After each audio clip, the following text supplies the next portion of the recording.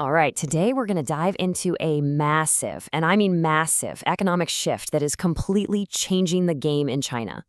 It's a story all about a market of nearly a billion people that, for the longest time, the world's biggest companies and even China's own tech giants just totally ignored. So let's get right into it. So, our story really kicks off with this one e-commerce company. And just a few years ago, pretty much everyone was laughing at it. Seriously, nobody in the industry took them seriously at all.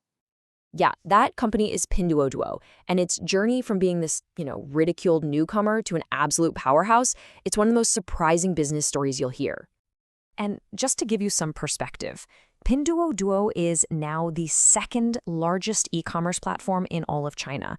It's already blown right past a giant like JD.com, and it is closing in fast on Alibaba for that #1 spot. So, how in the world did this happen?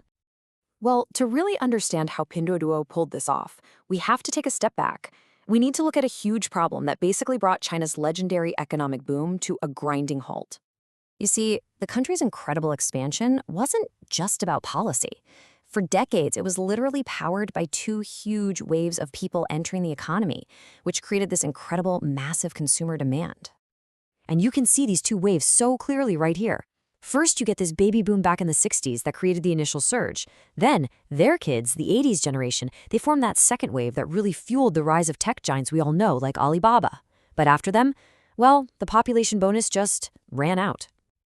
And right there, that became the single most important question in the entire Chinese economy. The old engine had stalled out, and they desperately needed to find a new one. And the answer, amazingly, was found hiding in plain sight. It was a huge, untapped frontier of consumers that pretty much everyone had been overlooking. They called it the sinking market. Now, what that means is basically all the smaller, third-tier and below cities, towns, and rural villages.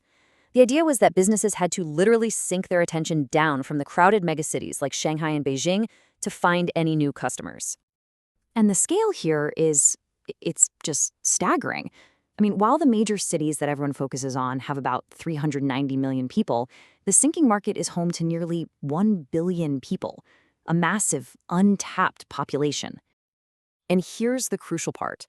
Thanks to the explosion of cheap smartphones, the sinking market already makes up the majority of China's internet users. This huge frontier was already online, basically just waiting for someone to show up.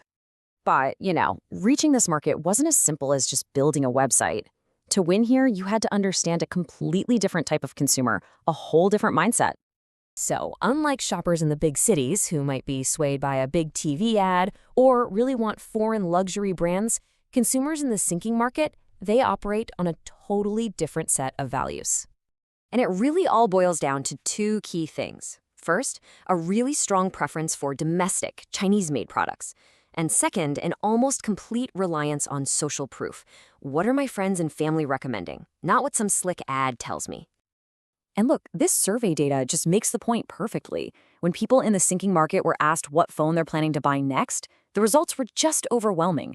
A huge majority chose the domestic champion Huawei over Apple. Okay, so this brings us right back to Pinduoduo, because they engineered their entire platform to perfectly, and I mean perfectly, match this unique consumer psychology. The company's genius move was its group buying model. It's simple. You find something you want, but to get a massive discount, you've got to get a group of your friends to buy it with you.